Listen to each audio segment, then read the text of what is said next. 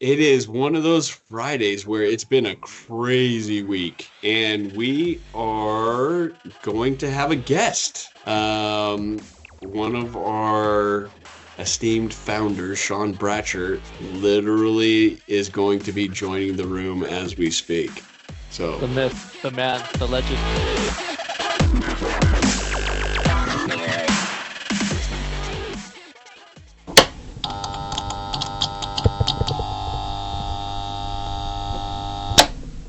so while we're waiting for Sean to join, there is travel happening for me this week. I'm headed to New York, and then John, in fact, I'm going to be in New York this morning, and then John, last week you did some travel to Denver. Do you want to take 2 minutes and talk about a high level, like what was happening in Denver? Yeah, absolutely. So super cool stuff going on besides it being freezing cold over there. Yeah. Tons of snow and ice, and it was definitely different for me. But I got to meet up with some of our clients that we have out there in Denver. So got to meet a lot of those people and just socialize and uh, basically just catch up. And it's always good to put a name to a face. So that was fun. And then last Tuesday, we also got to basically spend the whole day at the AWS office there in Denver, just meeting a bunch of people, but mostly like solutions architects and technical account managers, things like that. And they're doing some crazy cool stuff over there. We got to see some previews of um, what they're trying to accomplish over there. So that was really cool. And got to again put names to faces, which is always fun, and basically had a whole immersion day. So lots of fun. Got to be out there with our founders. So I was out there with Kyle and Sean. So Nice. yeah. Okay, let's pause for a second. What's an immersion day? Oh, great question. So basically, in addition to us being BuilDSTR, AWS brought a bunch of other partners out there, and we were able to one meet other partners that AWS works very closely with, and they basically we were in a meeting room all day today that day, and then we went through basically a whole workshop, an interactive workshop, and it was live, so we had a bunch of questions and answers, and got to basically debug live stuff, which was really cool. So got to learn a ton of things, meet a lot of people, and eat way too much food. Right. So the immersion day is really just like that. It's you're just getting immersed, like very narrowly focused in one thing. I love, and now our immersion day is always with other partners and AWS, or are there Great, times where it's, yeah. great question. So they do have like specialized immersion days where it's like a direct one-on-one interaction. This particular immersion day was with other partners as well. Um, so yeah, I guess it could be like a variety of different types of immersion days. But so this one was obviously with multiple partners. Okay, So great. super cool. The thing I love about that is that gets to the like abundance mindset, the abundance mentality, where you, I know that I had this poverty mindset when I was first in sales, not even first in sales for a long time, where it's like I wanted everything. And I thought I had this big picture where I was like, no, no, no, I could do everything. We can find the right person for that. We can become the biggest thing. Instead of looking at it and going, there's more than enough work around and more than enough awesome people around. How do I get very focused? How do I zero in, like tighten that aperture Hmm. to get very focused on what am I going to be best in the world at? So, getting to know other partners, because there's certain times where customers will come to us and they'll say, hey, can you do X? Or an AWS account manager will ask us, are you able to do Y and Z? And we'll say no, but we know a partner that they focus on X and they're best in the world at X. And we actually have friends over there, so we'll introduce them. Okay, here he is. Ah, snap. Bum, ba-da-ba! Sean Bratcher. What's up, dude? You rang? We were just John was just talking about the trip last week to Denver and how it was multi-partner and how I was saying, like, I love that environment because when you have the abundance mentality, you're really going, there are other people who do what we don't do and we can make introductions. And then we get to focus on what we're best in the world at. And then it becomes reciprocal. Other partners will come to us and they'll say, hey, can you do A, B, and C for us? And we'll say, sure, yeah. And or AWS will say, can you do A? And we say yes. And then they'll say, can you do it for 50 customers? And we'll say, we'll do it for 35 customers. And then they'll go to another partner and they'll say, can you do A? And they'll say yes. And they'll get to do it for 15 customers, whatever it is. But this abundance mentality of there's more than enough around. So that's what we were talking about. Yeah. And you were there. I was there. Yeah. Right next to me breaking things. Yeah, exactly. Just calling out everything he was doing wrong. Yeah. So it really hits home the definition of partner, right? Like we're there to partner with multiple people and ultimately make the lives of our customers better. And learning from each other is one of the best ways to do that. I mean, they've learned lessons that we haven't, and vice versa. So keeping abundance mentality, absolutely, but also just partnership in general, being kind and helpful humans, helping each other solve their problems is really why I love doing what I do. And I think the results show that we've got a pile of really happy customers that continue coming back to us because we put that focus first of partnership, not only just with our clients and customers, but with other partners in the service in the industry too, because as Ed kind of called out, sometimes another partner may have a better solution for one specific area than we can, and in those instances, learning from them is better than viewing them as competition. Yeah, 100%. It's all about winning the game of games, right? We're not here to just win one game. We want to be a winner of the game of games. So it's a little psychological twist I learned about 10 years ago. Welcome to T4. John and Ed's Tech Talk Together Tuesday. We got to do it. Time. Come on. Yeah. Oh, we're in it now. All right, we're in it. So, Sean, let's do an intro. Give us the 50,000-foot overview of you, and we'll start with that. It's the 50,000-foot overview of you. Sure, 50,000. I'll try and stay at 50. I go deeper sometimes. So if I'm going too long, call me out. Sure. How far back do you want me to go? You want me to go from... Let's start with what got you into the beginning tech. Of time. Yeah, tech to here. It all 5 generations ago, the Bratcher line. So born and raised in San Antonio, Texas. I'll leave that as the childhood portion of my story. All right, born and raised in San Antonio, Texas. Still here.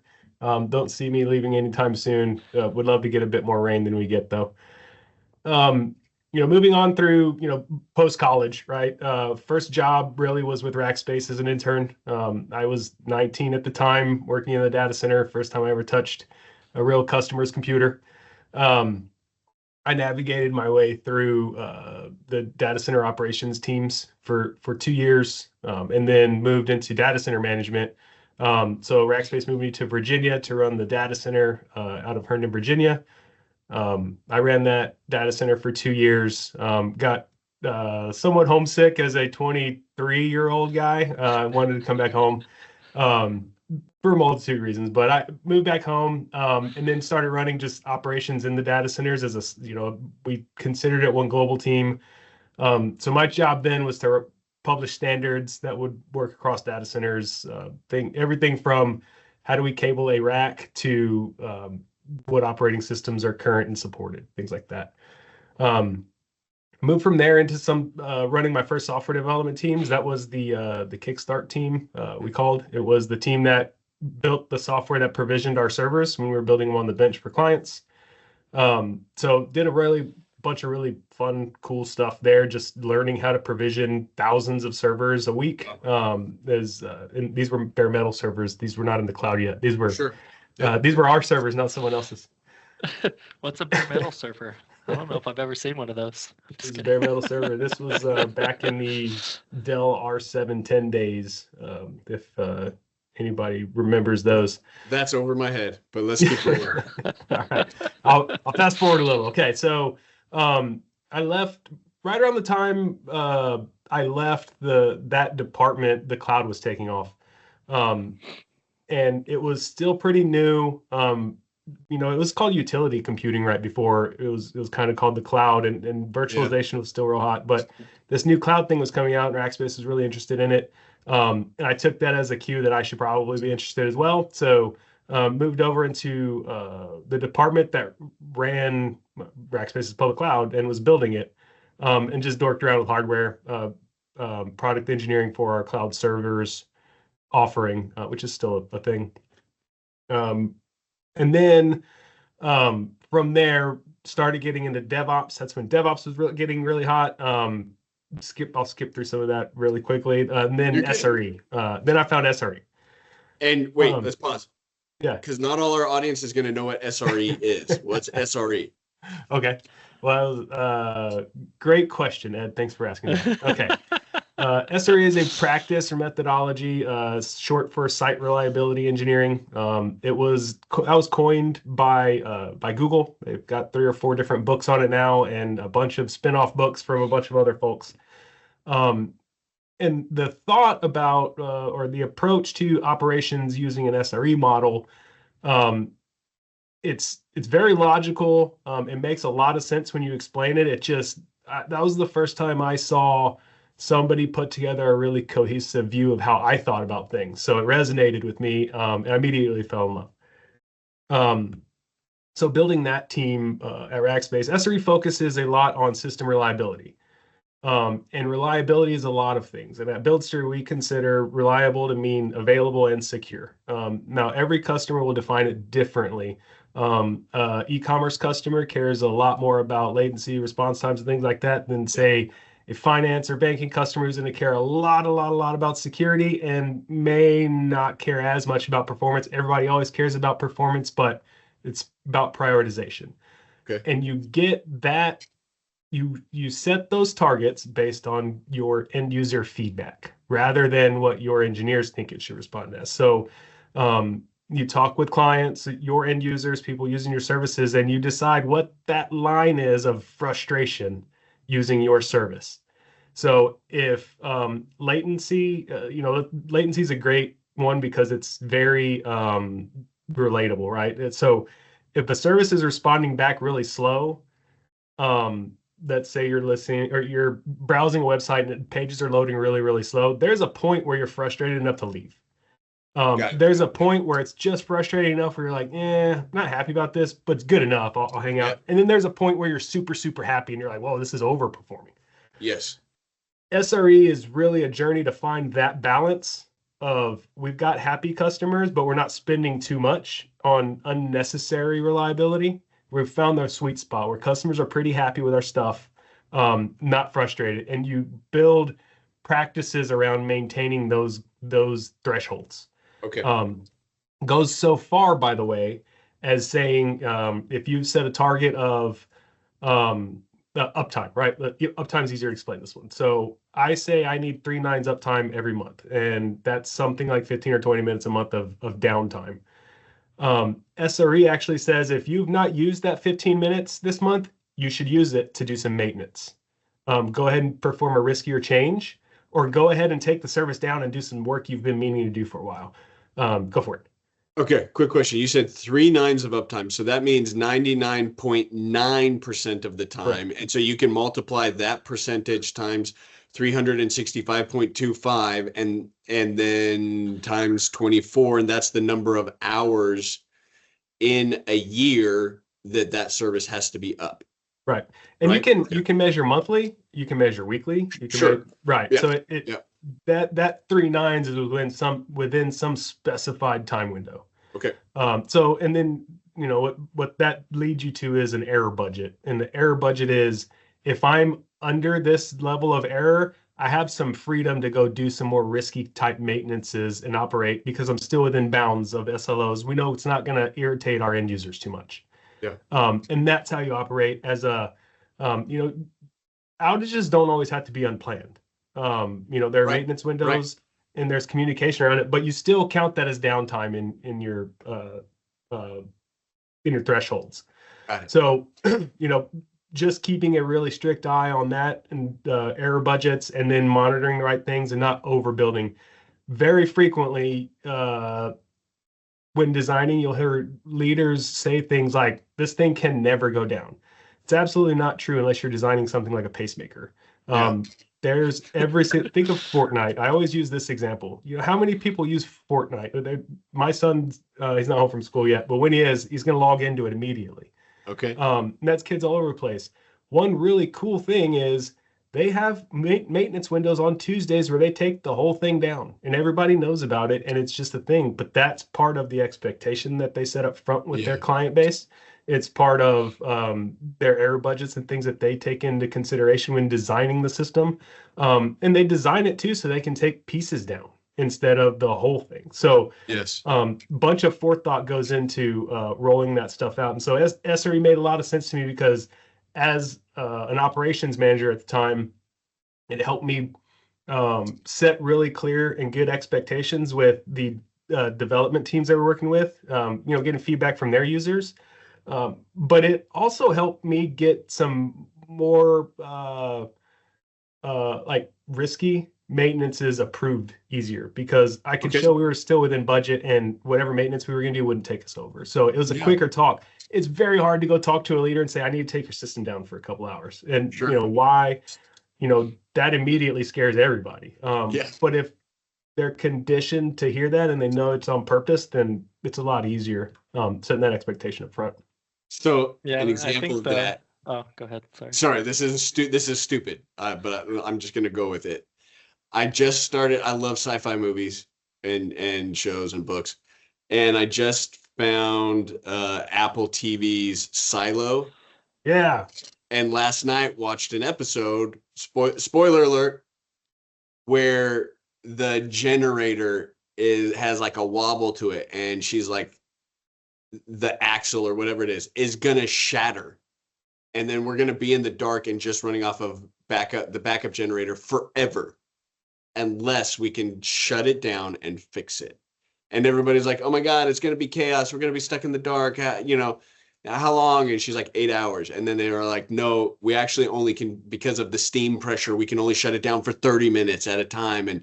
So they do it. And it's this miracle. And that's exactly what you're talking about, where there's like a window of time that's acceptable for it to be shut down, for it to, if it breaks, or to do a pre-break fix, or to do an upgrade or whatever that. Sorry, John.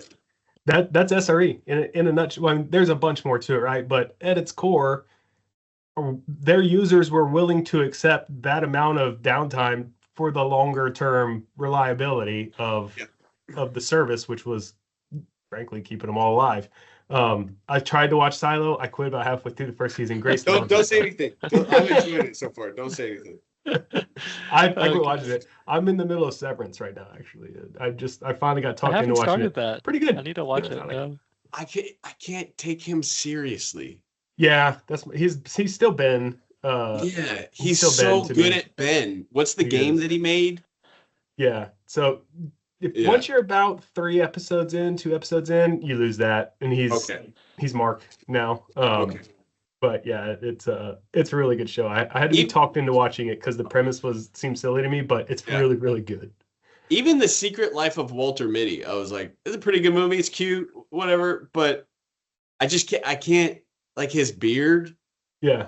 Like we don't fuck around with beards at BUILDSTR. Like we know what's up. So In fact, when I got into consulting, I was still in grad school and I was out of control. Like there's a picture of me with my lab mate, Yatendra, we have lab coats on, and my beard was literally, it was like this, untrimmed, just gnarly.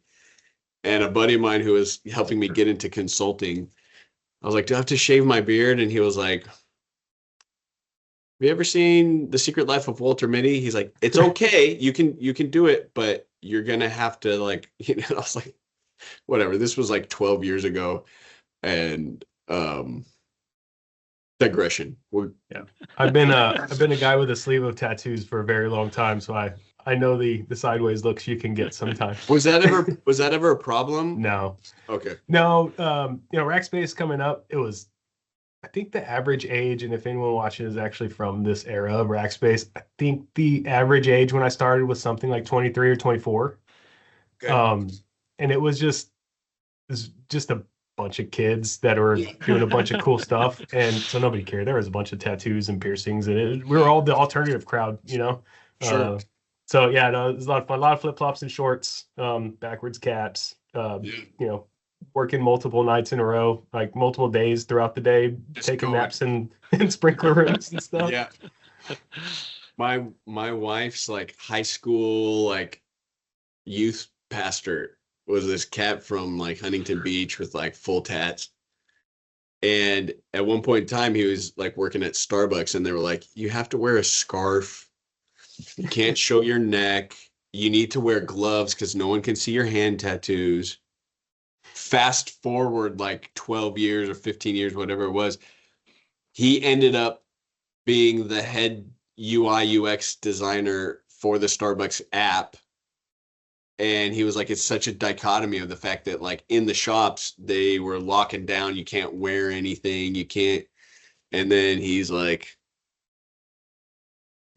on the same level as the C-suite, rolling into meetings, just going like, this is who I am. And so I love that about tech, that everybody's just kind of like, just be you and be excellent. I used to work really at Hollister and whatchamacallit. So when I was in school, we had to be clean shaven, like completely. So I was baby faced. And then we had to adhere to a brand guide. So our brand guide was flip flops, jeans, and then like a blue polo, blue shirt, whatever the latest fashion trend was at Hollister to promote the product and stuff. So it was very different. And then I went into selling shoes, and selling shoes was wearing basically a Foot Locker referee uniform, basically. Uh-huh. And then I started at iHeartMedia, and it was way chill over there. I was like, oh my goodness, I can wear jeans and just a t-shirt, and it kind of got that culture a little bit, so that was cool. So I went from Rackspace to iHeart, so similar cultures. And then from iHeart I started working from home, which video's muted, who knows what you're wearing. That's where you guys met, right? Correct. Yeah. So John's been with me at 3 companies now. Okay. So I moved from Rackspace and started in the SRE role. The SRE at Rackspace was most of the back-end services that support the supporting of customers, if that makes sense. So our ticketing system was a home-built ticketing system. We supported that thing. We were building a new ticketing system, a more modern one for the cloud side of the business, and then various partnerships. And then a bunch of sort of workflow and automation tools. Think of having to upgrade 1,000 F5s at one time, or 1,000 Cisco devices. My teams would write the scripts that would do some of those, and then we had a larger knock that would push them out. But there were workflow automation services, different things like that really supported Rackspace as a business. My teams were responsible for those. Moved over to iHeart. Really 2 big objectives there. One was build out their global SRE function, which John was a part of. So we brought John in to help with that build out. And what we really did was, we built out a large platform engineering team there, which is SRE, but you also own a set of a technology stack that your developers use internally to deploy code, and pushing standards, things like that. The other side of that was a large cloud migration.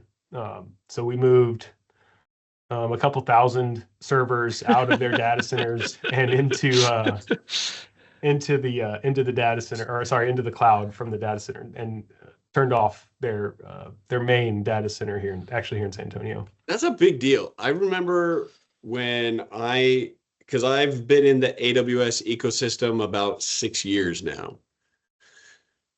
And when I started getting into the AWS ecosystem, that story, and I didn't know you guys back then, but that story was all over the place. That was a famous story for AWS. Yeah, well, because we did it the Bratcher way. Well, okay, let's talk about what's the Bratcher way. It wasn't really the Bratcher way. I like to call it that, but it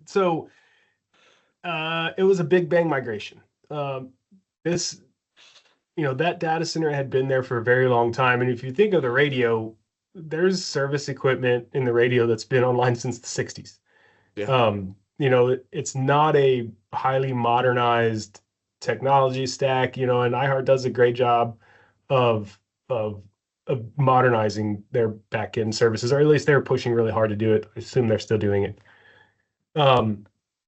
But those services grew over time, and one of the first steps you do when you start a cloud migration is dependency mapping. You want to see which waves you move things in and what needs to go, like what's going to break when I move this thing, basically. Well, the results came back of that scan, and it was everything would break no matter what you moved. So rather than spend our time teasing out smaller dependencies and doing 100 different very small change windows where we're going to be constantly causing outages, ruining our reputation and not meeting any SLO targets. Rather than do that, what we did is we spent 6 months planning up front and testing. We did pilot migrations of non-production services, things like that. Yeah. But we built out the full landing zone, and then we moved 1,200 servers over a weekend. I'm irritated with that number because it would have been 18, but we had a blade die in the data center that weekend when we were doing the migrations. So we had to send somebody to the data center, which took a really long time. Just another selling point for cloud. Never will you have to drive at 3 a.m. to your data center to go remove a blade. That's assuming it's still in the same city or region as someone. Right. So we got everything moved. We moved the remaining Monday morning. It was really just it was technically Monday morning when they got done, so it wasn't the weekend. But we moved over. There were a few gremlins to fix throughout the coming week. But overall, I think if you ask the CIO at the time how it went, I think the quote from him was, "I didn't get a single escalation call." And beautiful. I don't attribute that to us not causing a ruckus. We absolutely did. In that 6 months preceding, we very frequently met with all the stakeholders around the company and told them the dates and warned them of every single thing to come. In fact, I've got a slide that I showed John the other day that literally the title of the slide was a big danger sign, and it said, "We will break things doing this." But that leadership team was okay with the risk because they saw the reward, and they knew they had a good team that was going to support through the actual migration itself. So literally what we did that weekend, they sent quite a few of the staff home on Friday. Anybody who would be interacting with services that we were going to move first. So a lot of people got a day off. We didn't. We worked a lot. But Friday morning, early Thursday evening, we started a bunch of syncs, the really big services, and some had been running for a month or so already to make sure it was already synced. Then as soon as we got the go ahead, we clicked go, and the first wave of servers started moving, and then it was just rapid fire after that, really throughout the weekend. And we worked in waves, and some people stayed on the whole time. I was one of those dummies, and then others, we worked in shifts. But so we started that first wave, finished the first wave. Everybody was going home. And we also told them, by the way, might not be online Monday morning completely. Just bear with us. I met with multiple teams in the upcoming month, letting them know exactly what was going to happen. There was another hitch, too. I don't know if you remember this one, John. The weekend we originally picked and had been planning for multiple months, ended up we couldn't do it that weekend. I don't remember the exact reason why. No, what happened was the syncs that were running failed. So we got up to that day, syncs had failed, they weren't going to finish again, so it really messed up our whole plan. Luckily, because we were really good at forethought in this, we had scheduled 2 weeks after that as a scrub date. So we actually didn't go on the original date, we had scrub date, but everybody was in a go, no go call at the beginning of that project and gave thumbs up or thumbs down. I was actually one to give thumbs down. We weren't ready. But everybody felt really comfortable knowing we had a contingency plan and we knew when we were going to kick it off the next week. And that was before they told everybody to take that Friday off, so they didn't get 2 Fridays off. But that Thursday was the go, no go, because we started Thursday after work. That Thursday was, are we taking tomorrow off or not? No, we're not, because Sean says no. 2 weeks later is when we're going to plan for it. So give us a couple extra weeks. We went into that second week, the second time, feeling really, really confident. And everything went really well. John, anything you want to add? No, it was break things fast, fix them faster kind of moment for sure. It was a lot of fun, and actually during that entire process, I was actually on a different team, but that's how Sean and I ended up meeting. I was on the database team. I was in like a DevOps position, and him and I worked, and our teams worked together quite frequently throughout that entire migration and everything. And a couple weeks after the migration and everything was going smooth, it was like, hey, I have an opening on my team. You want to come on over? And that's how I ended up over on the SRE team. And so it's been a journey. It's great how life is like a journey like that, where if you try and like have this, like, I remember watching Fresh Prince of Bel-Air when I was like in high school or something like that. And Carlton had this life roadmap. And he was like, oh no, this can't happen because that event's supposed to happen like, 8 years from now. And it literally had like a piece of paper. But if you are able to like, it's the whole idea of like the journey is more important than the destination, right? If you're like, oh, I'm going to get on Sean's team. Well, no, you just roll with it and you figure out what's going to happen and you work to be your best. Back to the Bratcher method. First of all, like, I think that makes, like, here's the takeaways that I got from that. The Bratcher method has like clear communication from the beginning. No surprises. It has thorough planning. And balloons. No, that was And great balloons. timing. No surprises. Can't forget the balloons. Surprise. I think we'll end it with the end, and I'll say great success, and then you'll get some, We say really common here. It will never be perfect. We will hit bumps. It's about recovering from those. So not perfect, but excellent is what we shoot for. When we're done, and I've been through like that migration was certainly a highlight. I've had others that were longer and much more complex, where, you go into those big projects and there's going to be a time where it's completely dark around you and you're underwater somewhere and you don't know which way's up. And you just you follow this is actually the Finding Nemo method. Like, just keep swimming.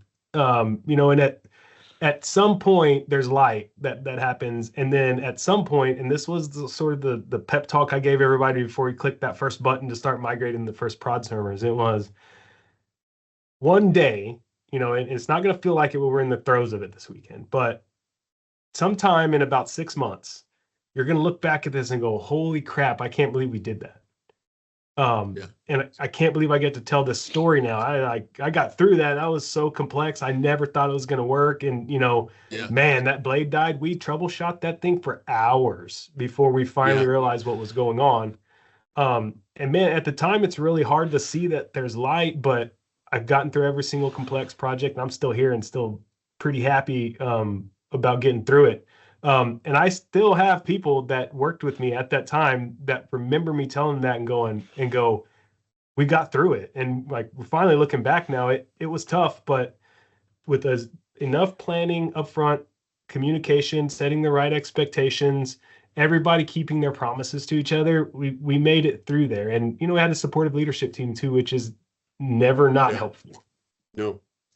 Well, as you're talking, I was like, man, such a great leadership position that you had to be able to guide people through that. Clear communication, planning, go, no go gates throughout it, execution, dealing with problems, and then resolution, but then preparing the team from the beginning.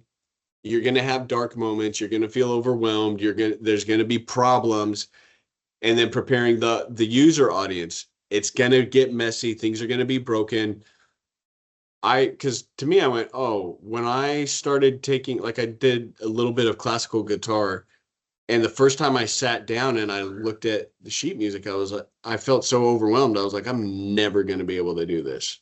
Like, I just was like, I'm so unmusical, untalented, whatever. I was in my 20s. And then a week later, I was playing my first song.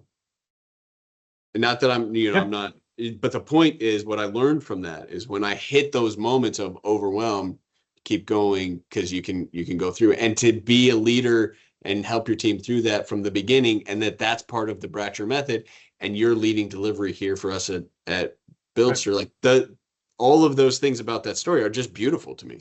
Yeah. And it's all about finding the small wins when you're in it. When I get stressed, there's two things. I read somewhere recently, and this is true. I've never heard it put like this, but it's absolutely true. And it's even true in a, like an incident type situation. If you're stressed about something, it's because in the back of your head, you're not doing something that you need to be doing at the time. Okay. I find that that's the case 99.9% of the time. Something's stressing me out. It's because I'm not getting to something that I know I need to. And it's the same in these kind of situations. Man, this thing is still broken over here, and I got these other 100 things to do, and it's just too much. I'm stressed out. Well, that one thing's probably bugging you the most. My method is write a list down of small accomplishable things, even if 3, 4, 5 things. And I know that's kind of what's stressing me out, and I just start making progress on one, and I feel better. So coaching through that is huge. The big part of this, though, is as a leader, that's my job, protecting and top covering my team who's doing the actual hard work. Okay. Their hands on the keyboard, them not getting stressed about leadership, beating down your door, wondering what the next update is. You shield them from that. Now, you're not completely right. If I'm getting pushed, I let the team know, hey, this is what pressure, but I also let them know, here's what I'm doing to push back. Yeah. Or, here's what I feel is reasonable. Let's do this. And then it's my job to negotiate that, right? But keeping them sheltered from that and just encouraging and making small progress on the most stressful pieces really starts to help put out any fires on leadership and team side. But it's an honor to get to work with these really smart people. For me, I don't have the hard job on the team. I have the fun job on the team, and I just talk a lot. But our engineers amaze me every day, and so anything I can do to make their job easier and our clients happier, frankly, that's what I see myself in charge of right now. Yeah, I love it. Tell us something. No. Tell us something not about work. Give us all. Just kidding. So tell us something not about work that you love either doing or that is like a side passion project, or like John and I talk about. We like riding. He's much more of a cyclist than I am. Yeah, I mean, I go to the gym in the morning. I don't pedal anything. I just lift heavy things, and not even the heaviest that anybody's lifting in the gym. So I'm just going for my health. Sure. But that's become I wouldn't call it a passion, but it's ingrained in me now. We've been working out for 2 years. I've lost something like 70 pounds. So if anybody's watching this that hasn't seen me in a couple of years, you're seeing a lot less Sean. And it really just, get in the routine, just mentally and physically, I feel much better. So that's one thing that's been top of mind at the Bratcher household recently. Yeah. And then the ever-present golf. I make sure and try and get out at least once a week to go play. sometimes more. But my daughter's playing high school golf now too, so we get to go play golf together.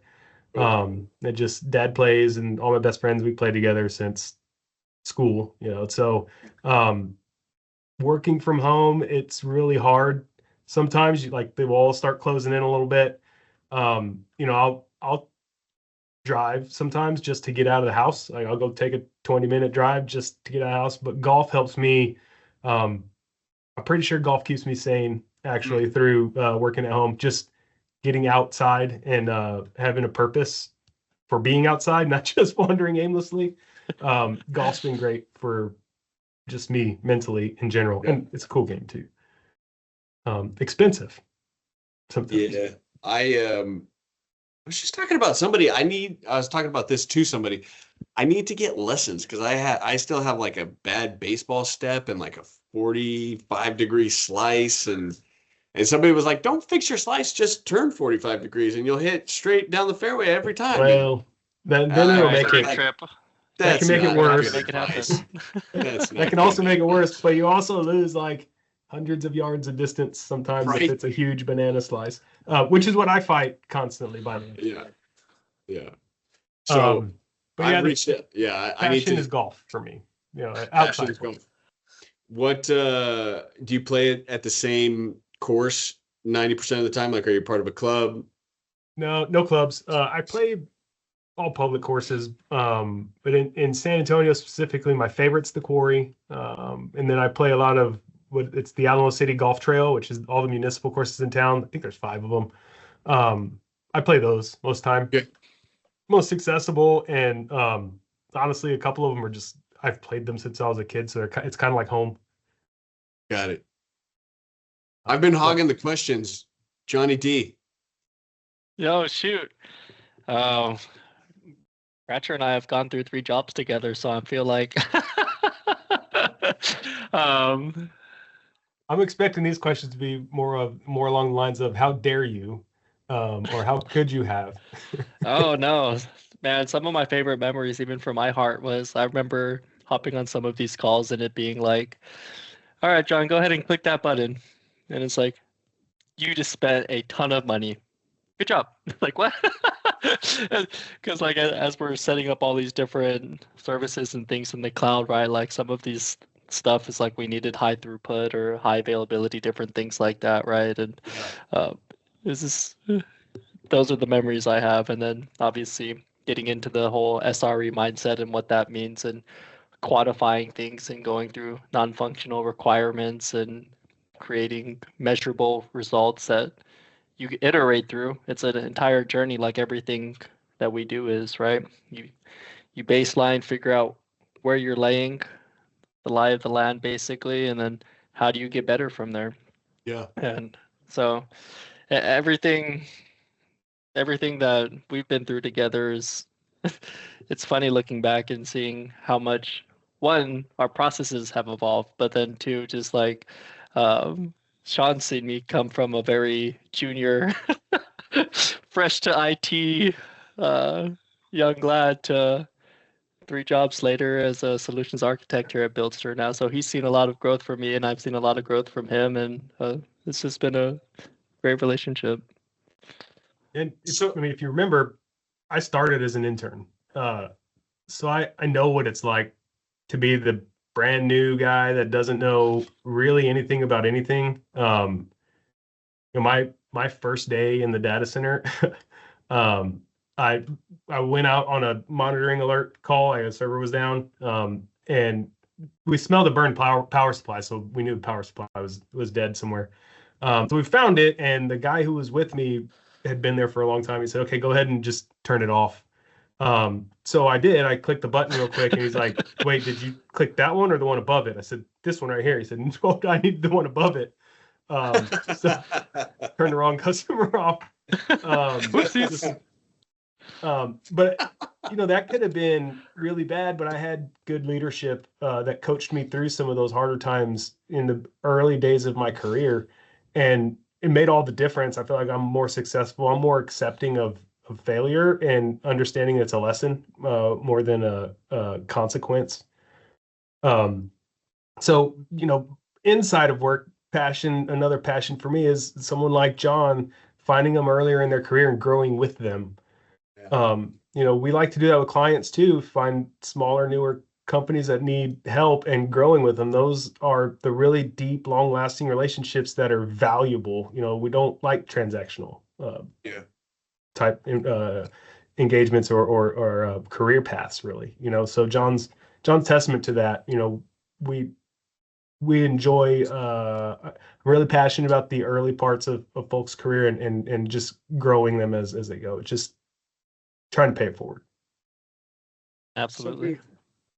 So in the arc of what we've talked about today and thinking about the different puzzle pieces of BuildSTR, something that John and I have kind of pushed a lot and we've worked on cumulatively together behind the scenes is that landing zone quick start.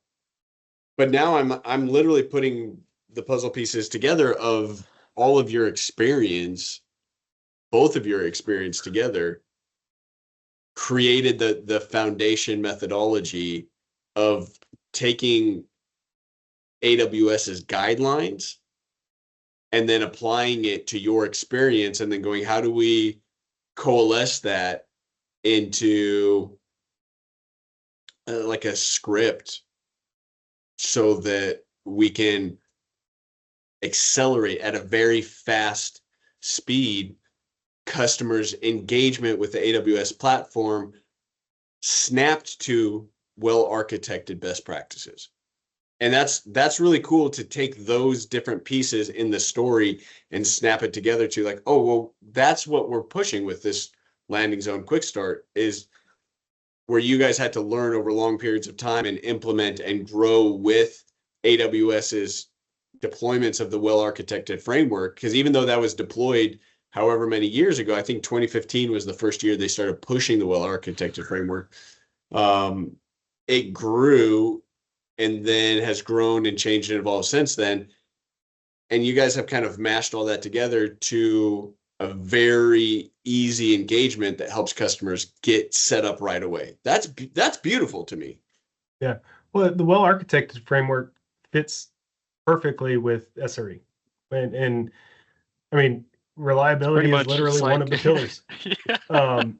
But there's operational excellence, which is, in the SRE terminology is eliminating toil, things like, putting things that can be repeatable into code, removing manual process and things like that. That's the first pillar of the well-architected review is also SRE. Security, I said earlier, for us, reliable means available and secure. So huge pillar for us is security. I bet half of my job at iHeart was security, because we worked purposefully to build it into the process and not make security a gatekeeper to production. Nobody wants to be the gatekeeper. But our security friends get tossed into that role so frequently because security is an afterthought, and it shouldn't be, but it's an unfortunate fact that security doesn't get a spot at the table all the time in design.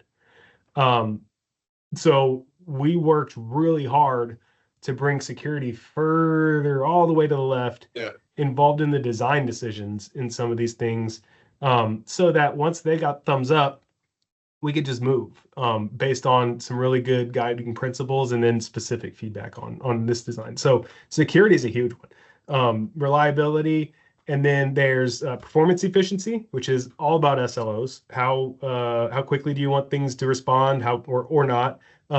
The one really fun one that people often forget is it is really annoying for a web page to take a really long time to come back with results.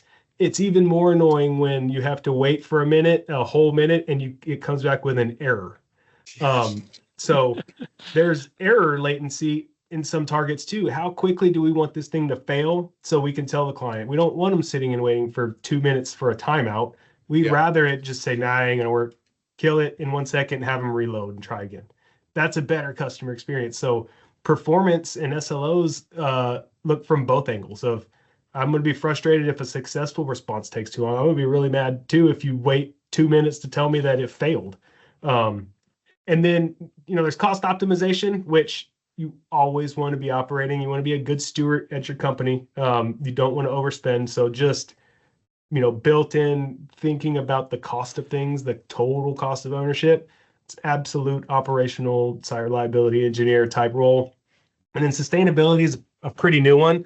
Not one I had to cover too much on those teams, but I'm happy that AWS puts that in as part of it to keep it top of mind. And its top 6 principles is now sustainability. So working under those guidelines, I don't know if that falls directly into a SRE role, but I imagine you could set some sort of target for it. If our emissions are way a little too high, maybe there are better ways we could do it. And if that's something that your end users certainly think of, then I would pull that into an SRE program and monitor it. Yeah. Yeah, because I think even with that, like from an SRE perspective, right, is like you can still measure like your sustainability as far as like your carbon emissions and trying to be like carbon net zero, right? So you still have the ability to measure, quantify, set an SLO, and then iterate to make it better, right? Whatever's important should be measured. And if that's one, it should be measured. Well, and think about the beauty of sustainability of just like, even if you didn't try and fine tune anything in terms of your sustainability of your personal technology footprint. If you're building something in your own special data center, whether it's like, even if you're using a racks at a data center, you're paying for the separate shipping of hardware. You have transportation costs of getting people back and forth. You have all of the extra churn there. You've got extra hardware that's being generated. So that's extra manufacturing and the impacts of all of that versus a more streamlined approach where there's one organization that is doing the shipping and moving of people into one place. And then people are just sharing the hardware. Like that, just that in and of itself is a beautiful sustainability story of the cloud distributed computing technology evolution that we've had over the last, since 2006. So 18 years, right? Or 19 years. Now in 2025. Yeah. Didn't know if you knew that, but we are. So that's beautiful just for this idea of like, well, I mean, this isn't the I, Me, My show. We're here to talk about you, Sean. But I was thinking about it recently. Like, I got into tech because I was like, I don't want to stay in academia. I don't love it enough. But then once I was here, I was just kind of like, am I making the world a better place? Or am I just doing some project or making somebody else rich? And then I went, no. Everything that I'm doing, it's like every slice of every action of my day, of every project has an impact or a potential impact to make people's lives better on a multifaceted approach. And so I love that about being in tech. And so when you're talking about sustainability, it kicked that thought off to me of like, that's just the beauty of this distributed computing of the cloud, and AWS is the best in the world at it. And the fact that they made that one of their pillars and they're pushing that. Let's be real, there's some like fanboy marketing perspective to it because there's people like me who think it's important. But then there's also just the reality of like, let's just do good. Yeah. Well, even if, now that we're tracking those sort of metrics, like based on the type of service you're deploying, if 100,000 people decide I'll just choose this slightly more efficient service, like that could move mountains. So I mean, every little bit helps. So I like that they included that there, and it's just a good thing to think of in design, and more thought should be put into the future of not just your service but the earth in design decisions. Absolutely. All right. Well, we've been talking for a chunk of time longer than we normally talk, and I love it. Thanks for joining us, Sean. Happy to do it.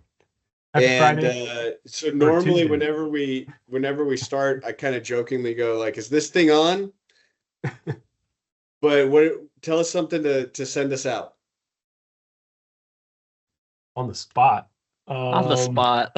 Completely on the spot. I don't know, man. Hey, we'll have a great weekend, or have a great Tuesday. Have a great I don't know. This thing was on. There you go. This thing was on. This thing was on. All This right. thing was on. I don't know. Well, won't be the last time we have you on John and Ed's Tech Talk Together Tuesday.